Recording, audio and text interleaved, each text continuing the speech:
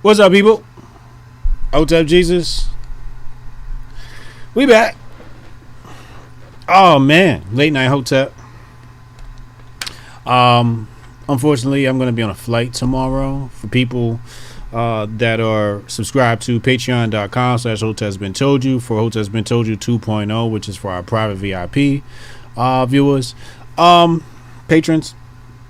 I told you guys what I'm doing. I'll be on a flight tomorrow, so I'll be back for Thursday. Hotep has been told you, so I won't be streaming. Maybe I don't know. We'll see. Maybe I'll, there'll be some reason for me to stream. Maybe I'll stream from the phone or something like that. For the most part, probably won't be there.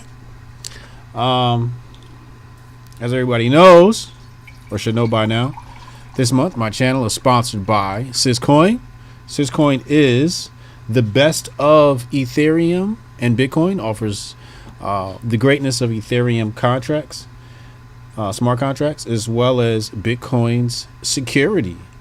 So for all my blockchain developers looking for something cool to possibly develop on, make sure you check out Syscoin. For all my speculators out there, this is not financial advice, but maybe you want to take a look at Syscoin and add to your portfolio. Shout out to Syscoin for supporting the channel. And with that said, let's get into today's presentation. So we're in the middle of a bear market. Everybody was freaking out today, and I was celebrating. Why was I celebrating? Well, because I've been waiting on this for, I don't know, I'm just gonna say years, maybe 3, maybe 4, maybe 5. I don't know what it is. I just know I've been waiting, right? And I've been waiting anxiously. Okay.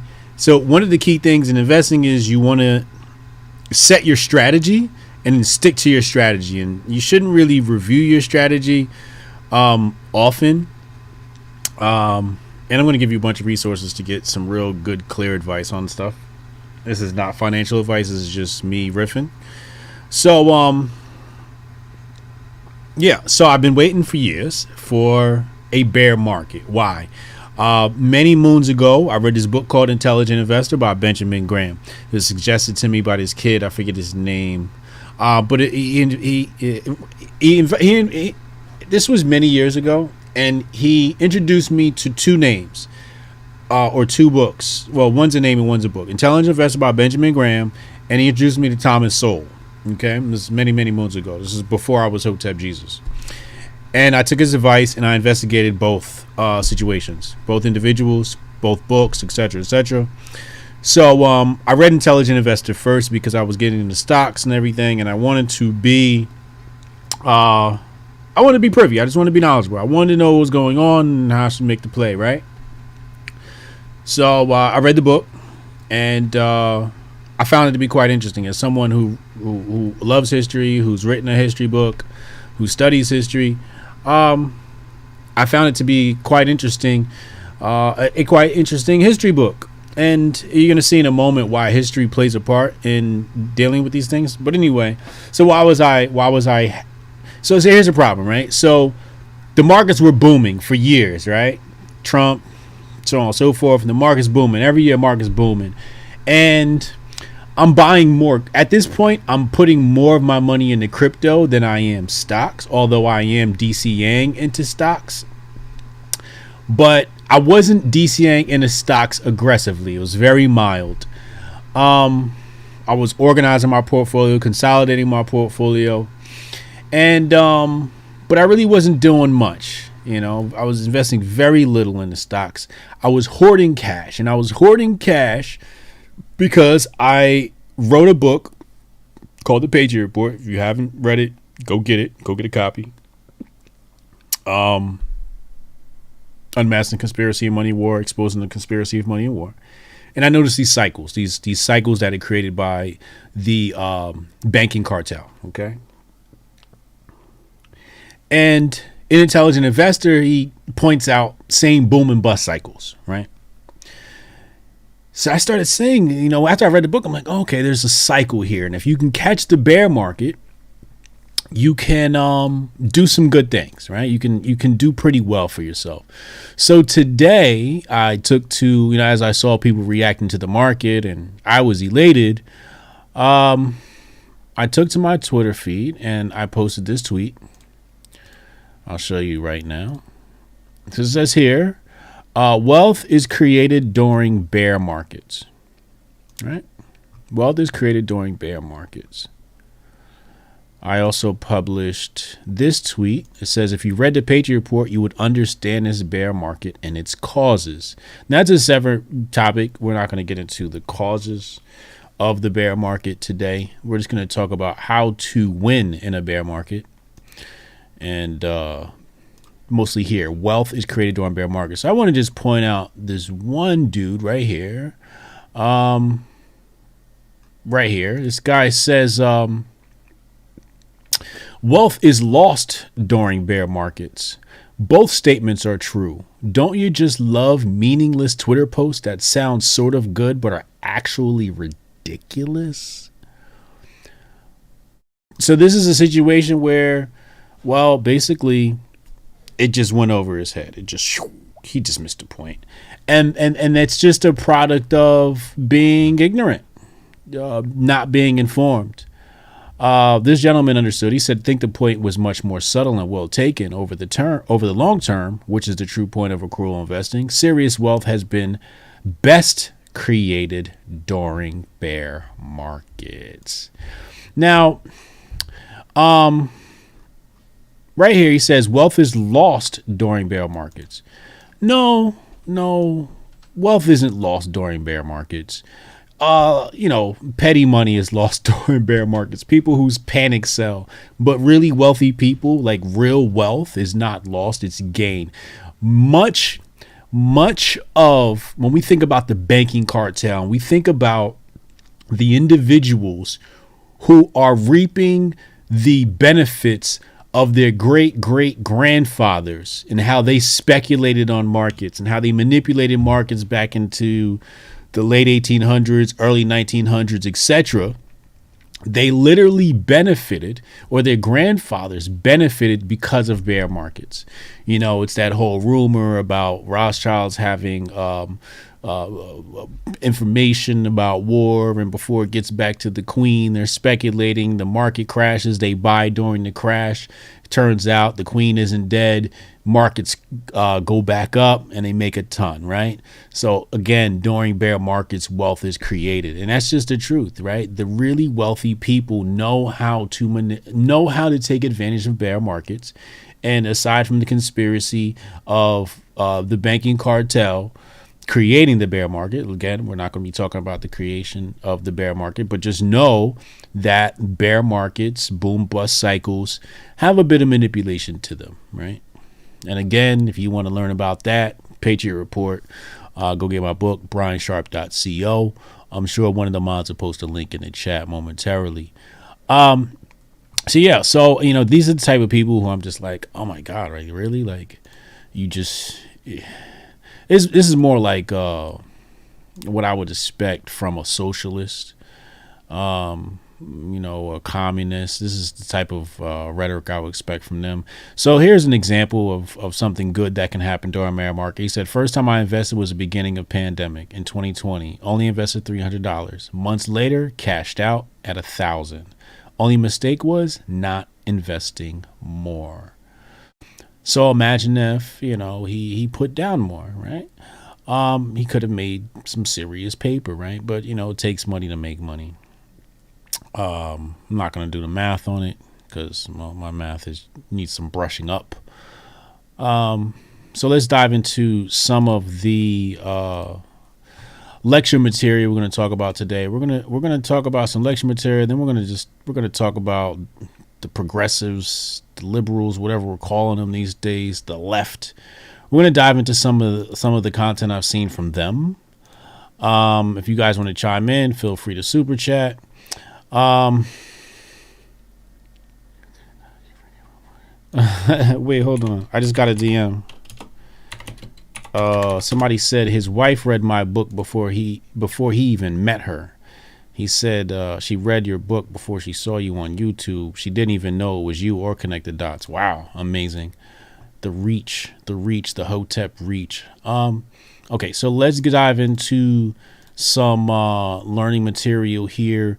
We'll stick to the simple stuff and then we'll get into the advanced stuff afterwards, and then we'll play some videos, some Candace Owens, Black Lives Matter beef, some raging progressives, and then I'm gonna get out of here and get ready for my flight tomorrow. All right, so again, subject matter, a book you must read is right here. It's called Intelligent Investor by Benjamin Graham. It's a pretty long read.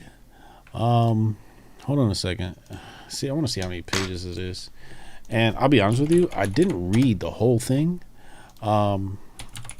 Mostly because I didn't need to, because there's things in there, like he's got a whole chapter on Roth IRAs and a whole chapter on 401ks, and I was just coming for the stock market information. And there's other chapters on like insurance, I believe, or something like that. How many pages on this book? But I feel like it's a really big book. Like 640 pages. Yeah, it's 640 page book. You can see it right here. 640 page book.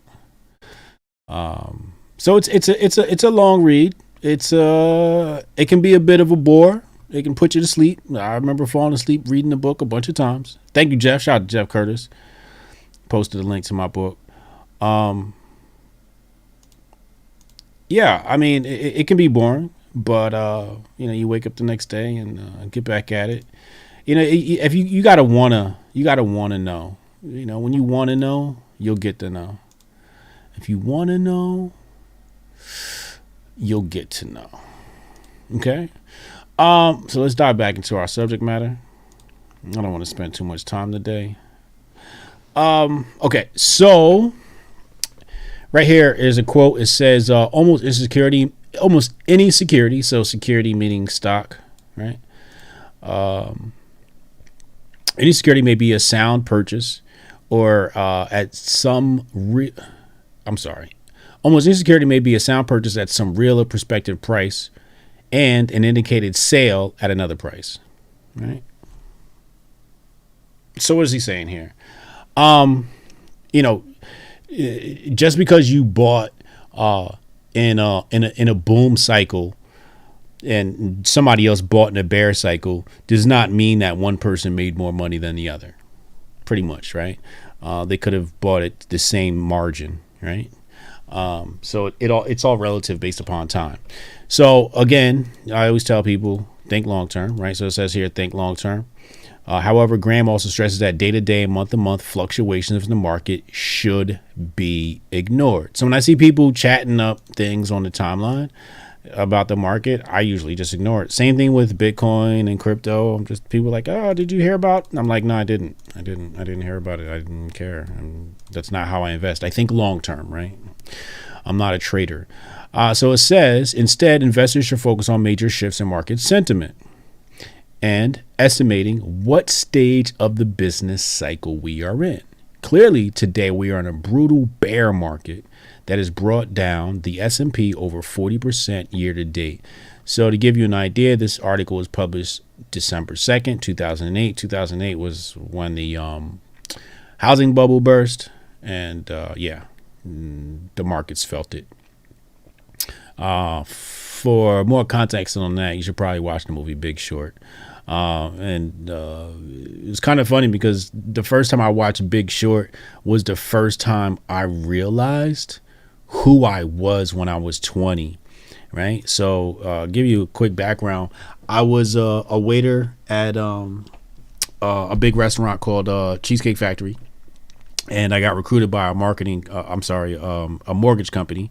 Basically the reason why they recruited me was because I had like this photographic memory at one point, and there was like 8 gentlemen, and I took everybody's order from memory, and they were black. Many of them were black dudes. So there was modifications. So it wasn't like they were just ordering stuff straight out of the menu. They were like, know this, add this, da da da. And I memorized everything. You know, I was just really good at that time. And then everything came out perfect. And they were like impressed because I didn't write anything down. So they said, yo, you want a job? And I'm like, yeah. Come to find out later on, I was like pre-qualing loans, like straight out my head. Like I didn't even need a rate sheet. I would be able to tell you exactly. I would look at your borrower. You know, let's say you had a borrower come in and, you know, I'd look at their FICO. I look at their debt to income ratio, and I'd be able to tell you off bat how many points you should charge, how much you can make on the back end, what's a safe interest rate to quote them. So I was like pre-qualing in my head, which is kind of crazy. Mostly because I used to just sit in the office and just stare at rate sheets all day. I found them like really interesting for some reason. So I started like seeing trends in the rate sheets and the mortgage rate sheets. But when The Big Short came out, they were it was basically about the mortgage crisis, right? And then that's when I realized, like, oh shit. They meaning my bosses, had me out here selling predatory loans. And they were like telling me lies. Like I was just ignorant to the fact. I didn't know what the hell I was saying. But, you know, we were selling adjustable rate mortgages called ARMs. And I was 21 years old. I didn't know what the hell I was doing. And they were telling me, yeah, you know, go ahead, you know, get into this ARM now, like 2-year ARM, 3-year ARMs, right? So imagine somebody comes in and their house is worth $100,000 and I sell them an ARM based upon their house being appraised at $100,000. And then the market tanks and their house is only worth 70. Now they can't refi out of that loan that I gave them. And since they're an adjustable rate mortgage, their mortgage rate went from 4%, 4.25%, 4.5% back in them days. I don't know what it is today, to 13%, right? So now they can't make their mortgage payment and foreclosure, da, da, da. But, you know, they were like bosses were literally coming in just telling us to say this stuff, right? I don't know if they were ignorant or they knew better, but they were just tell them that their houses are going to go up in value and they'll be able to refi out of this in 2 years. And we were telling them that stuff, and it turned out to be predatory and just put people in a bad situation. So yeah, you go watch The Big Short, really good movie, and you'll learn a lot, I believe. So yeah, a little Hotep Jesus story. So yeah, so here we go. So we're dealing with the bail market. I told you this article is from 2008. So here it says, Benjamin Graham on investing in bear market. He says, in a typical case of bear market hysteria or pessimism, the investor would be better off if he were not able to sell out so readily. And he continues. He says, in fact, he is often better off if he does not even know what changes are taking place in the market price of his security. So again, coming back to the whole, hey man, you know, like I'm not even paying attention to this stuff. Like I don't care. Like whatever the price is, you know, the price is. Da da da da. Right? I don't care. I'm not paying attention to that stuff. Oh, let me check on the chat. Make sure everybody good. Everybody good. Thank you, Carmen. Appreciate you. Carmen holds me down. Such a wonderful individual. My bad. Okay, so let's go back. All right, so where are we? So it says here, Graham's sentiment on holding on securities in a bear market could have taken a huge chunk out of someone's portfolio this year, right? I know holding on to crashing stocks has severely hurt my portfolio. However, at this state of the bear market, I believe the above quote is appropriate. It is ill-advised at this moment in time to liquidate investments into weakness. And that's what people usually do. Like they get in the bear market, they're inexperienced. And like that guy was trying to say, oh no, wealth is lost during this time. No, wealth is gained during this time. Stupidity loses you the little bit of money you put in the stock market because you sold at the bottom. Buy low, sell high, right? Everybody knows this, but nobody can practice this stuff, right? That's why I was hoarding cash for the past few years. Just for the purpose of a bear market. Now I'm going to be aggressively doing dollar cost averaging by the day. A little bit here, a little bit there. Because I don't know where the bottom is. And instead of trying to guess where the bottom is, I'll just buy at every level. So it says here your portfolio may depreciate in the coming months, but sometimes you have to take a 3-month deep breath and try your best not to follow your stock prices on a daily basis and just enjoy your dividend yields. Now, I do own a couple of stocks that offer really good yields. I think one of them is Wing, and which is Wingstop, and the other one is, I believe, American Express. Are two stocks I know pay me dividends, and I think I get dividends from another one. Again, I don't pay much attention to my portfolio. To do this, you have to be sure your portfolio is filled with strong value stocks with years of consistent earnings and growth. So if you know, if you pay attention, I said the name American Express sounds pretty safe, right? It sounds like a blue chip. Ignoring equity prices does not mean you should ignore the latest news from the stocks you own. And that's true. If I see, I do pay attention to the news based upon a specific stock that's in my portfolio. So if I hear something moving, such as Twitter being bought, well, I sold. And I doubled my money on my Twitter investment because I had been investing since $14 or something like that. And I think I sold at 50. And I might lose out on gains if it, but I don't know. We'll see. Last time I checked, I think the high was 54, and then this week it dropped. I don't know what Twitter's at right now. Let's take a look. Brave really has to get better with their search engine. I'm sorry. You should recognize that this is a ticker symbol. So it's at 47. So 47. I sold somewhere in the 50s. So anyway, I'm out of Twitter. I don't know if that's a good or a bad thing. But if I need to hop back in, I certainly could. But anyway, back to here, right? So, ignoring shares should be sold if there's a fundamental shift in the company's long-term outlook. And that's what I was just pointing out. Shares should be sold if there's a fundamental shift in the company's long-term outlook. Well, Twitter's long-term outlook has changed because it's going to go private after the sale is done with Elon Musk. So I sold. Even though Warren Buffett's 2-month-old investment in Goldman Sachs at $115 a share has fallen almost in half to $65 a share, I'm willing to bet he's sleeping well at night knowing he is invested in a first-in-class company. So let's see what Goldman Sachs is trading at today. What is that? So if we take a look, we see here that this is a valuable lesson you're going to learn about this bear market today. So prior to the bear market of 2008, this article is saying that Goldman Sachs was trading at $115 a share. Then it tanked to 65, right? Now imagine if you bought in the hundreds and then you sold down here. Well, you just lost money, right? But imagine if you bought here and then you bought here. Or imagine if you shorted it from here to here and then bought here. Or imagine if you knew there was a big crash coming. Again, watch The Big Short. And you bought down here, right? But let's ignore the $65 dip, right? Let's just say 115. Okay. Well, Goldman Sachs is trading at $308 today. Right. And let's go to a 1 year to date. And that's not even a high. Right. That's in the bear market. As you can see, it's going down. It's been going down ever since Biden took office, basically. Well, Biden took office last year, right? November 2nd, 2021 is its high. And it's just been diving ever since. For people who follow Chinese numerology, well, you know that America is a monkey country. This year is a tiger year. And I believe last year was a dragon year. It's a tiger year. Monkey and tiger are enemy signs. So you knew that the stock market was going to crash this year. I paid attention to the Chinese astrology. Again, that's why I stacked my dollars and was ready to move into the market as it crashed.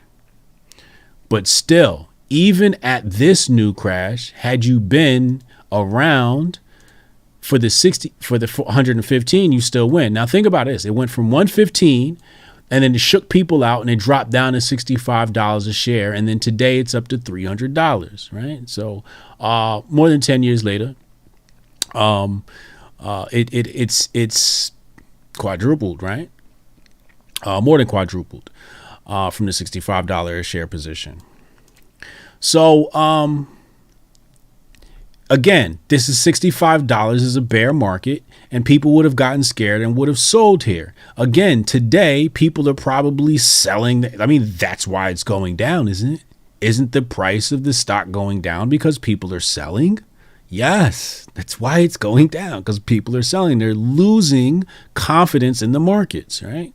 And that's why I say the wealthy are the ones that aren't selling. The wealthy are the ones that are buying in a bear market. If you're in a bear market and you're selling, you're doing something wrong. You should be selling in a bull market. That's why I wasn't too keen on buying in a bull market. That's why I never really buy heavy on Bitcoin when it's up. I wait for it to crash, and I hope for it to crash. And I think it's really weird when all the Bitcoin maxis are like, yeah, look at Bitcoin pumping. Because when they're celebrating and Bitcoin's pumping, I'm like, I kind of want the price to go down so I can buy more, right? Like, but again, like for the Bitcoin maxis and some of those people, it's a game, right? It's a fun, it's a grift. They're pumping, it's a grift. Everybody knows what it means, when we on this channel, when we say it's a grift, right? And it's not to say grift in a bad way, but it's a grift. It's a hustle, right? It's content. So anyway, he says, don't purchase stock at any price. He said, finding the strongest values is no easy task. And Benjamin Graham gives some bull market advice that is worth remembering. Actually, we're going to skip the bull market. Right here, he says right here, beware of bull markets. Beware of bargains when stock prices are high. An undervalued, neglected stock may continue to be neglected through the end of a bull market and may potentially be one of the hardest hit stocks in the following bear market. This is very true. Okay, so I'm going to go to the next article now, which is here, and I've got a few highlights. So again, this article, the last website I went to was called theintelligentinvestor.net. I'm not sure if they're associated with Benjamin Graham or not, or just fans. Then this new website here is called novelinvestor.com. And again, I can't vouch for any of these websites. This is just what I found in my research. Okay, so again, quoting from Intelligent Investor, Benjamin Graham, got a few highlights here. So it says the markets are always changing.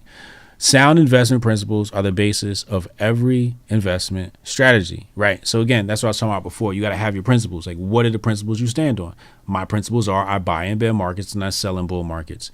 It's very hard. It's again, so the emotions can overwhelm you, right? So I'm looking at the bull market, prices are going up, and I'm looking at emotionally, I'm like seeing myself lose gains because I'm like, oh my God, I just watched this stock go from, I don't know, 80 to 300, right? And I'm like, I should have bought at 80, right? This is what I'm thinking. But I'm like, no, stick to your principles. You buy in a bear market and not in a bull. Don't get emotional and deviate from the process. Trust the process, right? So that's what I did. And now I'm happy because here we are in a bear market. And here's why I'm really elated. Because I read The Intelligent Investor, and then I'm like, all right, so I got to save my money. Now, when I read The Intelligent Investor, I was broke as shit, right? I wouldn't say broke as shit, but I didn't have a lot of money, okay? I don't have a lot of money now, but I just, I didn't have a good enough amount to invest like that, to be aggressively investing.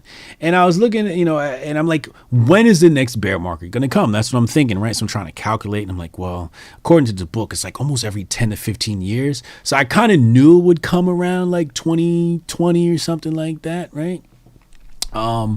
Because 2008, right? And if you read Intelligent Investor, you'll see the trends. So I knew it would happen, but imagine like reading Intelligent Investor in like, I don't know, like 2011, 2012, 2013, something like that. And knowing I have to wait 10 years for the next bear market. But I always said, I'm going to see a bear market. So this is the first bear market for me, right? The first bear market, lost me my job. 2008, I was a mortgage broker, so we were out of business. So I lost my job. I lost my career. I was basically zeroed out and lost. And then pandemic saved my life. We became a national touring act, and that was really dope. And that's a whole other story for another day. But this is my first bear market. And I'm like, oh, wow, I'm witnessing my first real bear market. So this is really cool. It's a great time to be in.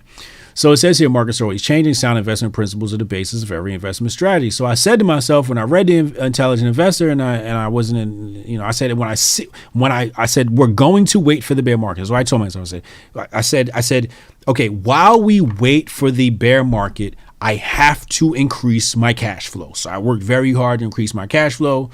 And that was the thing. Increase cash flow, save to invest. Increase cash flow, save to invest. Increase cash flow, save to invest. And I invested along the way, like I said, dollar cost average into many stocks. But those are my principles. And it was really hard during the boom cycle because I'm watching people celebrate all their gains. And I'm just like on the outside missing out. But I'm like, nope, stick to your principles. Bear market coming, bear market coming, bear market coming. And I probably mentioned it last year. I said, yo, under Biden, we're going to have a bear market. And here we are. Anyway, so it says, given enough time, the intelligent investor will recognize patterns in history around investor behavior. And you see investor behavior is in bold because that's really what this comes down to. Has very little to do with somewhat to do with company performance, but a lot to do with how investors behave and how investors feel about securities and the stock market as a whole. And it says, and know how to put those sound principles into practice, right? So you have to have your principles and then know how to put them in practice. He said, not every strategy works in every climate. The strategy is rewritten based on sound investment principles for the environment. Right. So basically in the bull market, right, it's like dollar cost averaging, but not dollar cost averaging aggressively, at least for me. These are my principles. And in the bear market, it's dollar cost averaging aggressively, right? And really aggressively, I'm not saying I'm necessarily putting more. I think I'm, so in the bear market, I'm trying to do daily buys, right? Just little, just so I can get every level, because I just don't know what the bottom on this thing is. Who knows how low these communists will take us? They're probably going to try to take us like, they basically what happens is they want to shake. It's a shake up. It's a shakedown, right? They want to push people out. They want to push the retail investors out. Get out of here. Get out of here. You're scared. You don't know nothing about this. Alexander Hamilton would tell you, you don't know how to manage your money. So we need a central bank to tell us how to manage your money because people don't know what they're doing. They're stupid, whatever, right? So they'll shake you out. That's what this is. This is a shakedown. This is basically trying to shake the weak hands out of the market so that the banking cartel, the people who are privy, the people with knowledge, the rich, this is how the rich get rich and the poor get poorer, because the rich know to invest in the bear market. And as you can see, retail is selling. So this is the shakedown, right? So they're going to do is they're going to push. And I think they're going to take this thing down really freaking far. Like I want to say like Great Depression levels, potentially. I think the only difference between this bear market and the Great Depression is the fact that because of technology, people won't feel it the same, right? I think because of technology, the standard of living is just a lot higher, right? So people won't react the same. You won't see as many suicides as the Great Depression. People won't be living on the street the same way. Plus, you got a lot more socialism, and they'll probably use this as an excuse to bring about UBI, because they're going to push so many people into poverty. It's going to be almost a necessity, or at least that's what they'll say, right? They'll say it's a necessity. All right, so let's go back. So it says here, Graham recommended at least 25% of a portfolio be in stocks and bonds, with the other 50% divided between the two based on market climate, risk, and investor type. So, so basically, stocks are supposed to be a hedge for bonds, and bonds are supposed to be a hedge for stocks. So he's saying if, for example, like right now in the bear market, so this is probably a bond market. If I got that correct me if I'm wrong in the comments or the chat. But yeah, that's usually how those two go. Those two usually seesaw. Cassius King said, just got extended another assignment on fire on the Mexico border. Big bag. I'm buying.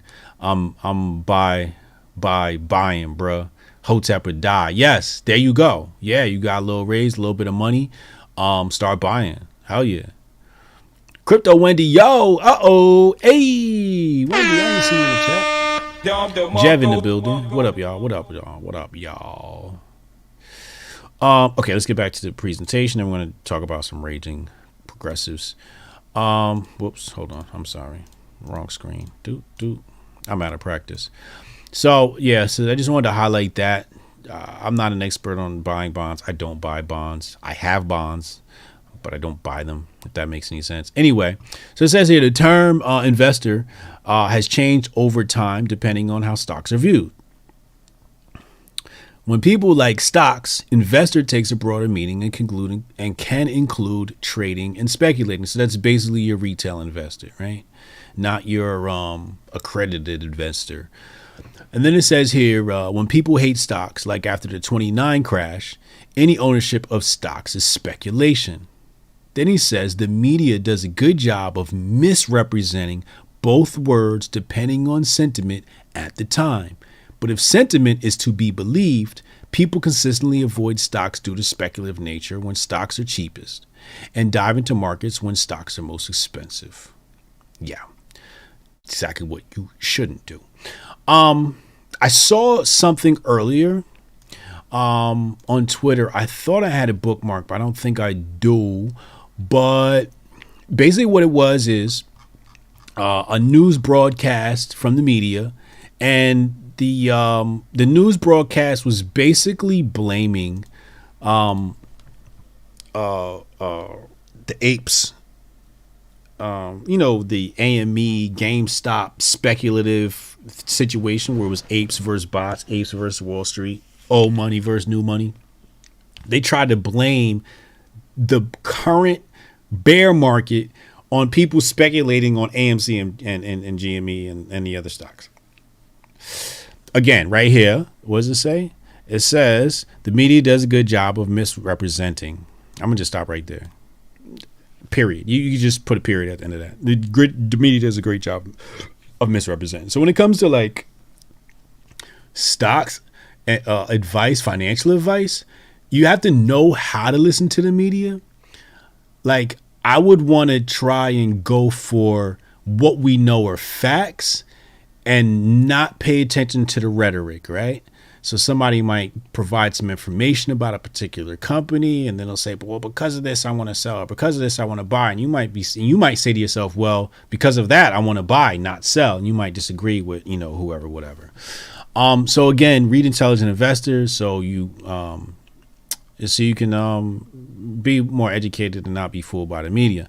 So it says here, investors are in a constant fight against inflation. So the reason why you have to invest. So I was in Key West. We were on a boat, and one of the girls who was one of the crew people, we just all got to talking and stuff. And, she said, we're just giving advice. Like, you going to college, what you should do as you get older, blah, blah, blah, blah.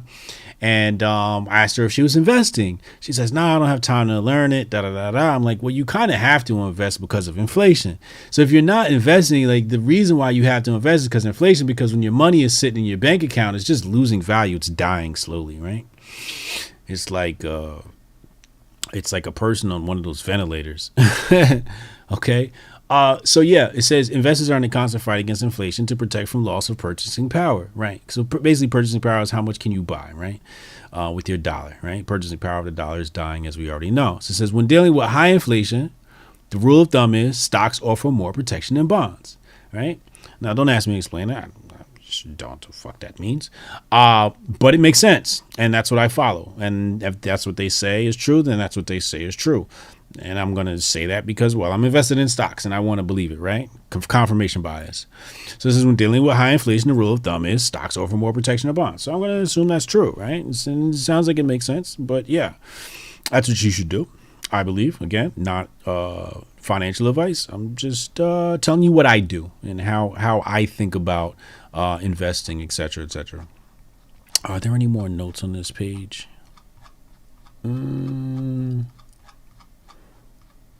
Okay, cool. All right, so that is that. So let me just finalize this, and then we'll go into some raging progressives. So the problem is, what you'll do is you'll hit the timeline, and you'll see. I used to see this years ago.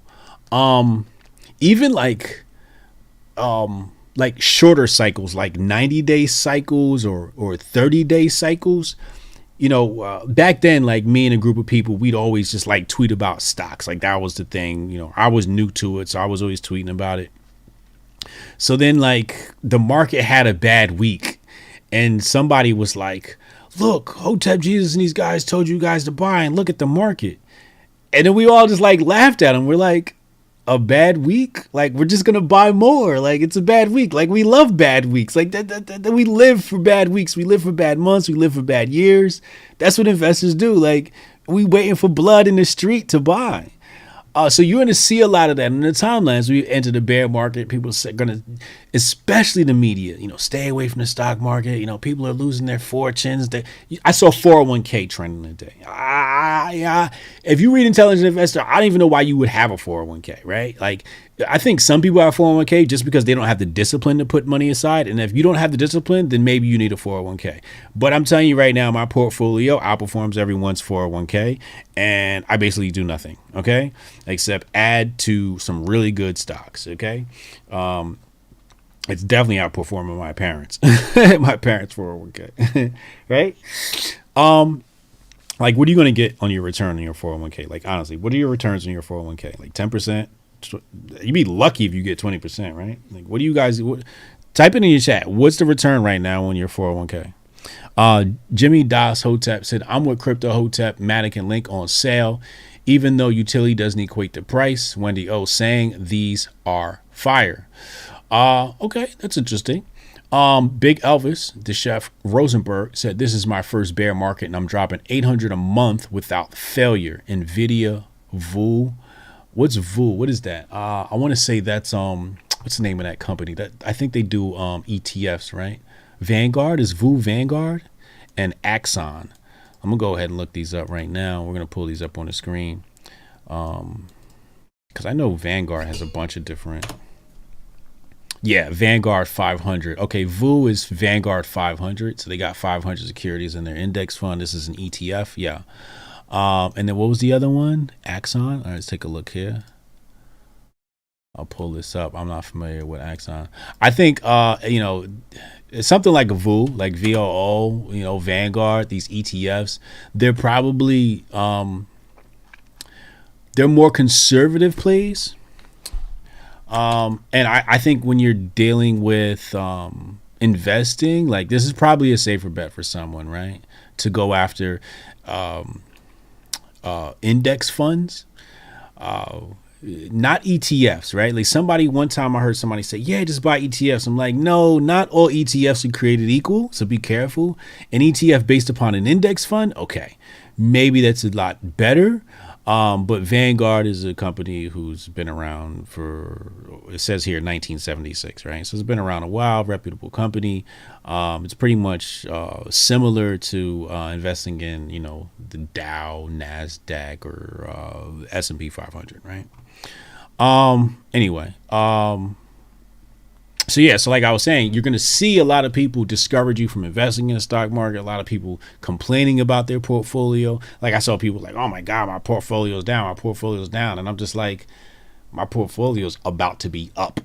That's what I'm thinking. Like up like crazy. Because if I think about like the amount of money I put in my portfolio the past few years and like the type of returns I've gotten in the bull market, like my portfolio is not down. Like it's down from its highs, but it's not down. I'm still like way the fuck up because I've been dollar cost averaging all through the bull, and some of those stocks that I picked up were just happened to be low and people just were sleeping on them. But yeah, like so don't listen.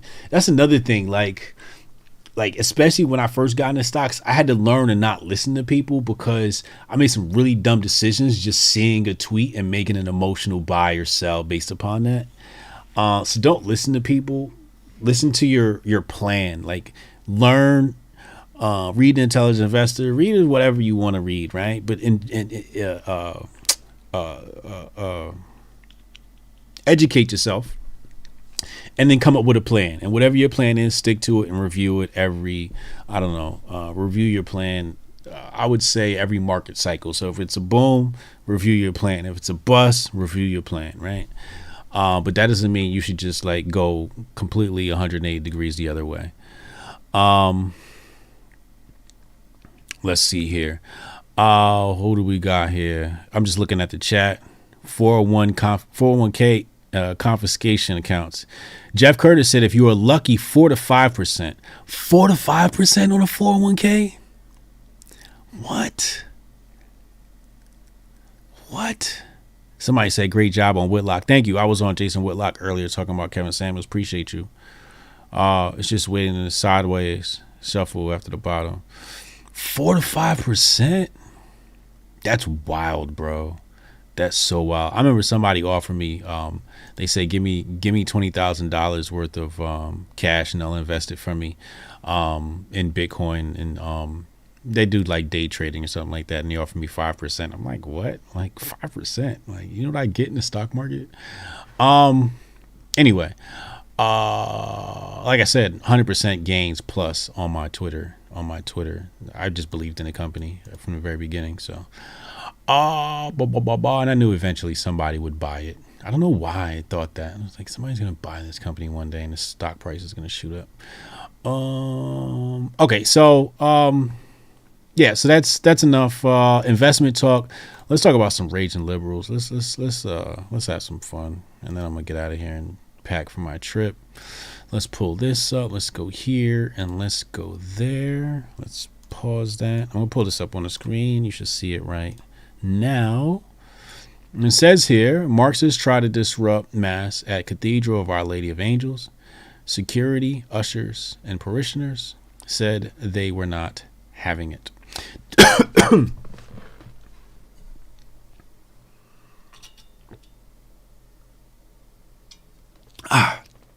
All right. Let's go ahead and press play on this.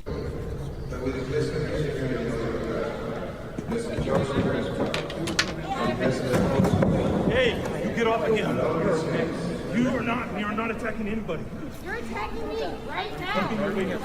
You started attacking me. No, you're going towards our preachers. All of these people watching are You can't go towards our preachers. Get out of it. It's not. You turned it into something else. I have to keep you away from the preachers. We have to keep you away from the preachers. You got to get a new car. Respecting women. You want to come in and attack us. Respect us. Respect us. You want to respect us? As you guys want respect, we want respect too. I understand that. Get out of here. Get out of here. I do. You're disrespectful. You know what? I promise you, I understand you completely. I understand. We are with you. But please, more This is so disrespectful. Wow. please. It's such a falsery. You even practice Christian things when you're out there. What are these people supposed to be? Handmaids or something like that? What do they call them? Chat, help me out.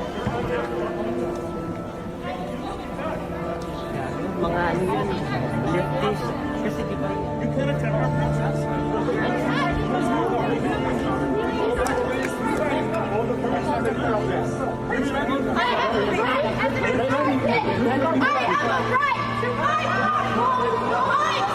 Get out of here!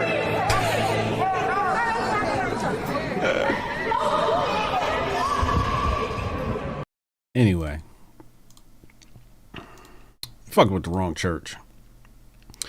They mess with the wrong church.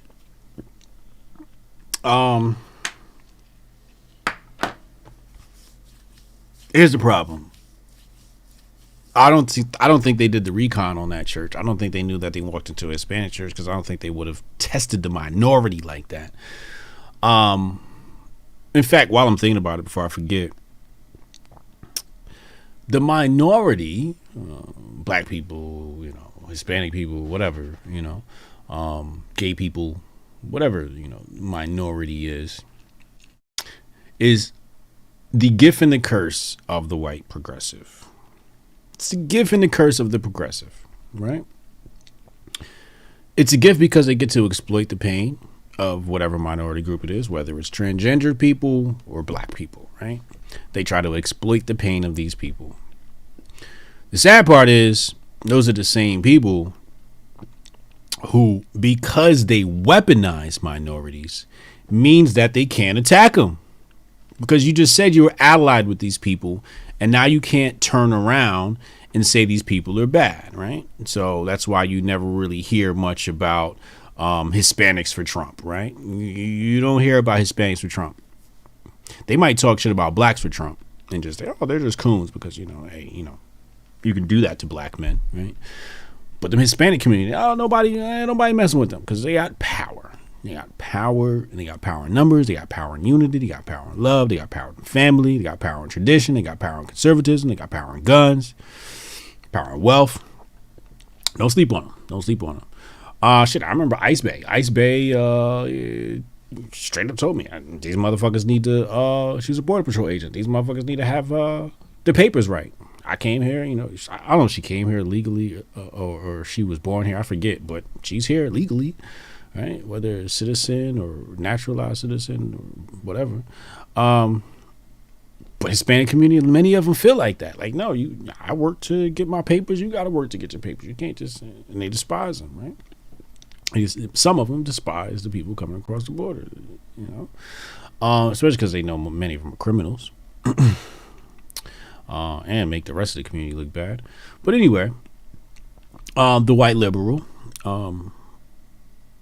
this particular group, not to lend anything close to or resembles accuracy in my next statement, but it appears to be a group of young Caucasian women, progressive, who probably well-to-do, comfortable, live comfortable, probably sheltered, naive, ignorant, because if they had any sense, they would have known not to go into this church. But it always seems like the spoiled brats, these spoiled brats who have nothing else better to do but virtue signal. And really, you know what it is, man? You know what makes me sick about all of this stuff?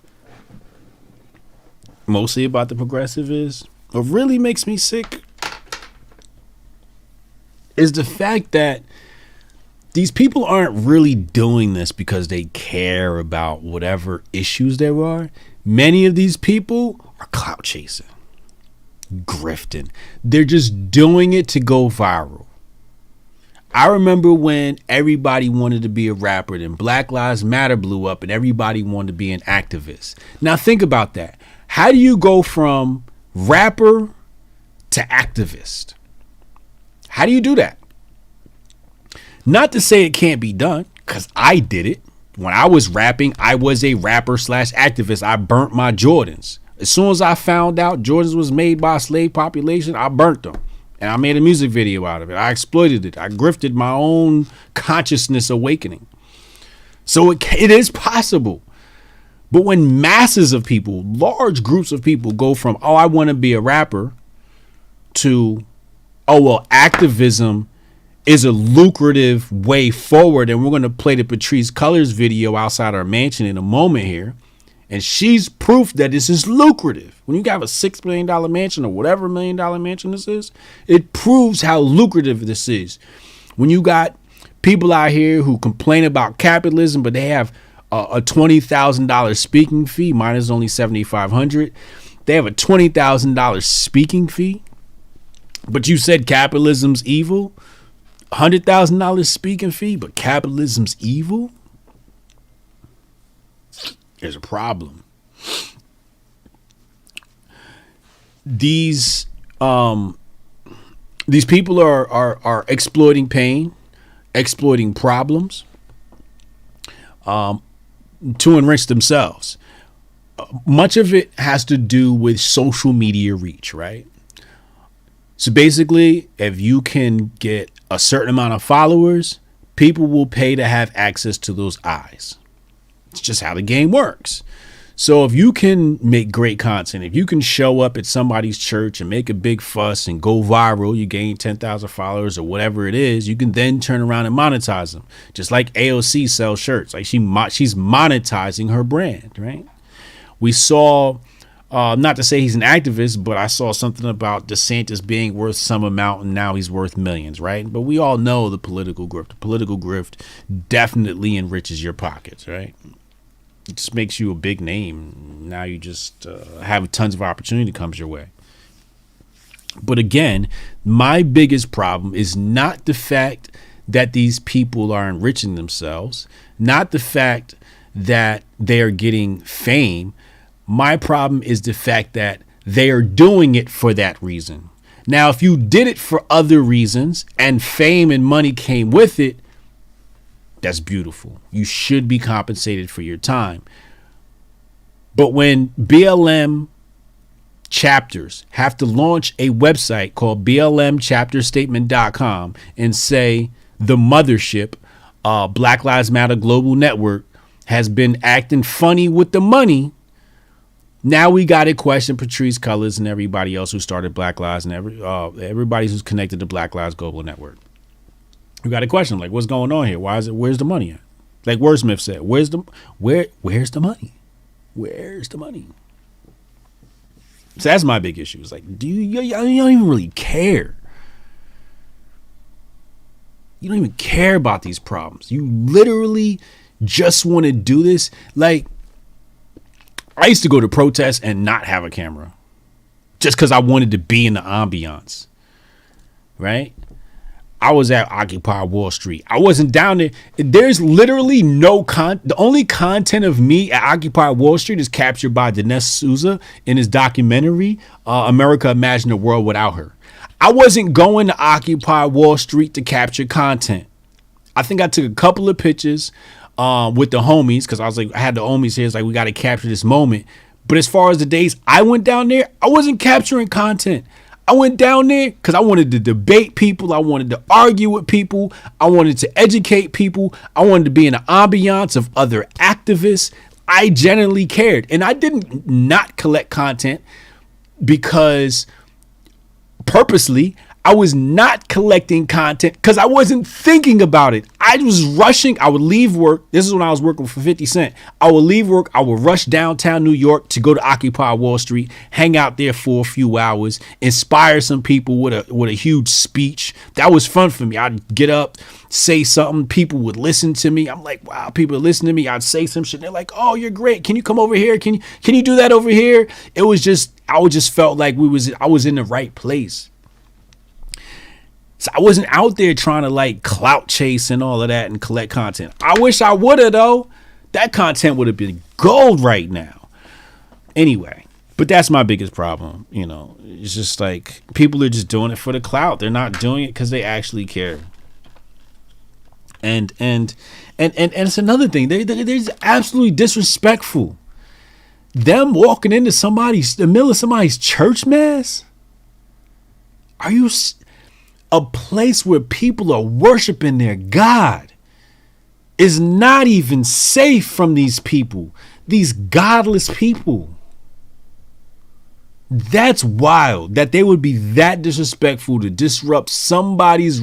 They wouldn't walk up in no mosque with that shit. They wouldn't walk up in no temple with that shit.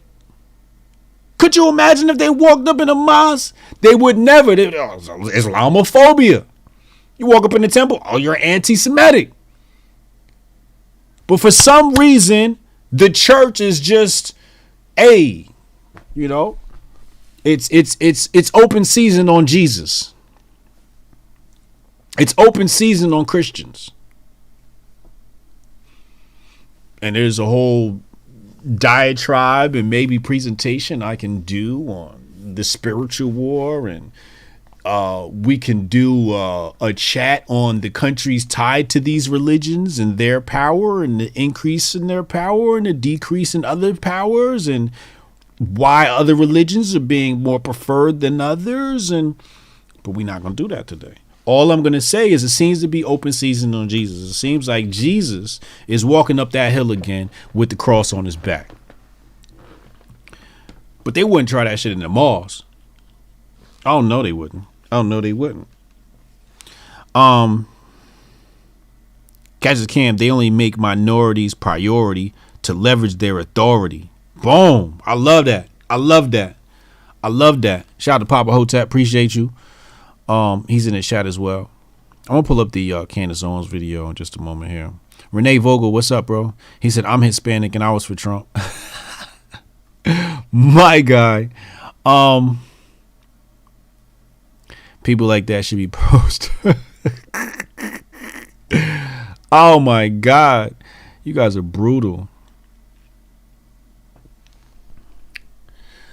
Okay, so let's pull up the Candace Owens debacle with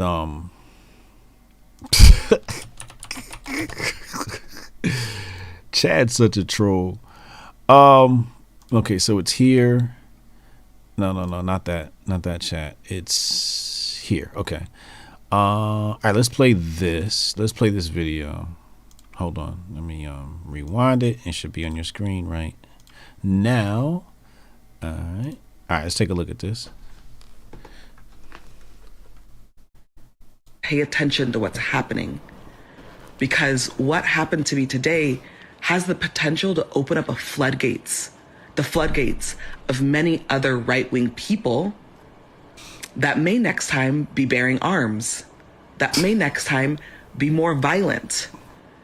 This is unacceptable.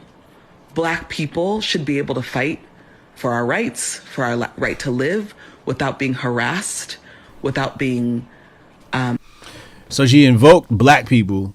Keep in mind that the person that she's complaining about is also black and is also fighting for her rights. Without fearing for our lives. Speaking of Candace Owens. Without having people, strangers, show up to our private and personal property. I mean, I'm not going to bring up the videos, but I'm sure you all saw the videos of people gathering around. I think it was Kavanaugh's house, right? And then they doxed Clarence Thomas. So these people want to play victim, like they're the only ones having to deal with any type of harassment. It doesn't seem as if this situation from that happened to recently with Candace Owens was a case of harassment. It seems more like investigative journalism. But we'll see, because Candace has recorded it all. So we'll see her side once she reveals what really took place at that property. But let's continue. I really need my family to be safe. I need to be safe. I need my child to be safe. And this, what happened this morning is not safety. It's not what I deserve. Yo, Candace Owens is pregnant. What safety is she concerned with? Meanwhile, on her property, she got private security. Let's continue. It's not what any of us deserve. So just be diligent when you see shit in the media and you see shit that's being talked about. Please be diligent, because they are purposefully doing this. They are purposefully. What you are seeing right now is the face of a woman who is pretending she's afraid of right-wing pundits, when in reality, she's being exposed as a fraud who took millions, used the faces of black people, took millions of dollars to fund herself, to fund her lifestyle, to fund her girlfriend, and to buy $1 million mansions in neighborhoods where no black people live. So, Patrice, this footage this story that we're covering is a significant one. I have always been interested in the fraud that is Black Lives Matter, your fake tears, your crocodile tears about someone politely ringing your gate and speaking to your white security guard and asking if there was anyone that I could talk to because I was covering the story. Not really going to cut it, Patrice. This is only going to commit me further. So Candace Owens has said that she's going to release some footage. There's another video here. Hold on, let me pull up that video. Where is it? Here it is. Hold on. I'm going to bring it on your screen in just a second. Right now, I am watching Patrice Cullors do a live claiming that I went to her property and demanded to speak to her. And she's, I only way I can describe it is she sounds like she's really scared. We're working on a documentary talking about all of the funding pertaining to Black Lives Matter. Obviously, we know that Patrice and a lot of the founders purchased $1 million homes in white neighborhoods. They also purchased a Black Lives Matter property. So we went to the property and asked if there was anyone that we could speak to, very politely, by the way. We've got cameras in tow, so there's no way she can, it's all on camera. And we just said, is there anyone we can speak to? Nobody asked us to leave. The person went inside. It was just a white man that we saw outside that was providing security, which is super interesting because obviously Patrice here is anti-police. And so as you can see, she has security, and this doesn't seem like a threatening situation. She wants to pretend like this was some threatening situation. Patrice does, and no. Jabari said scared of a pregnant grifter. Jabari said, ain't she married to a white lesbian? Oh, Lord have mercy. Wow.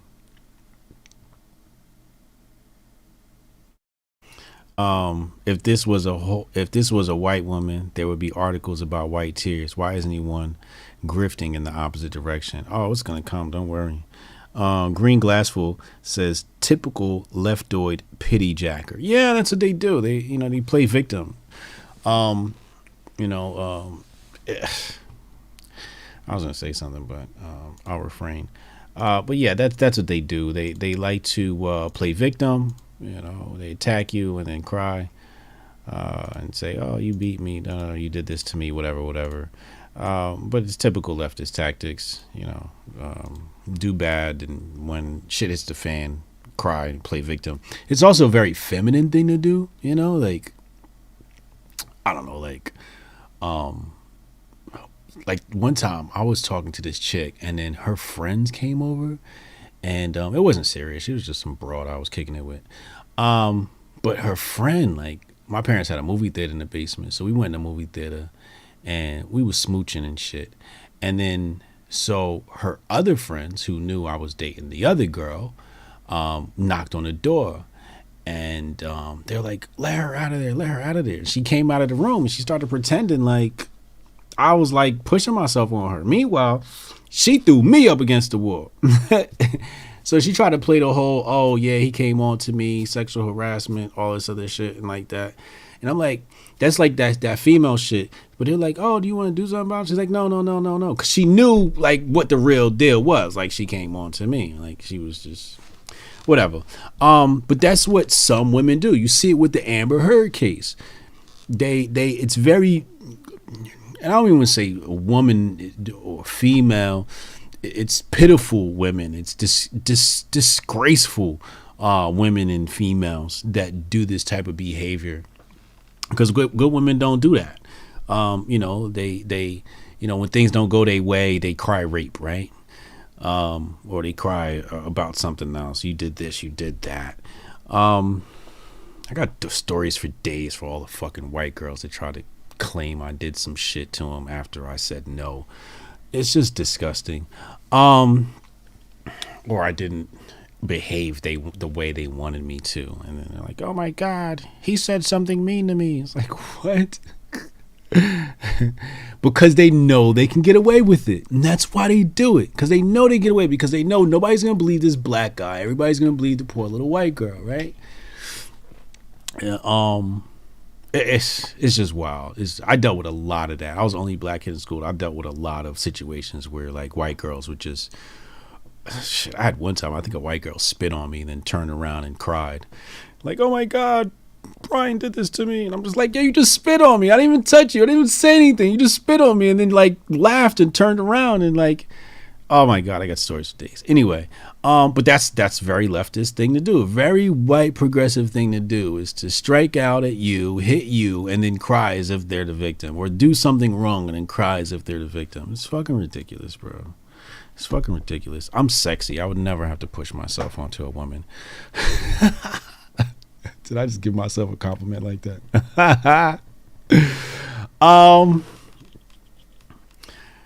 He said, I got knocked out outside of a bar because some girl said I put my hands around her throat. I'm 5'2". Yeah. Kaja Can said, movie theater in the basement. Yeah, we had a movie theater in the basement. That was our old house. Yeah. Yeah, I was a little privileged. I was kind of privileged, man. But anyway, I need to ladder another man's hands to even pull that off. I'm sorry to hear that, bro. Sorry to hear that. Jabari said BLM would have been acting like double agents back in slavery, selling out the rebels to massa. Oh my God. Hotep. Real talk. True facts. This month my channel is sponsored by Syscoin. I appreciate everybody for watching today's stream. Make sure you subscribe. If you haven't subscribed, subscribe right now before YouTube takes away all of my subscribers. I'll be on a flight in the morning. I'll see you guys when I get back. Roads has been told you, 8 p.m. Thursday Eastern time. In the meantime, Hotep and Bill, love y'all.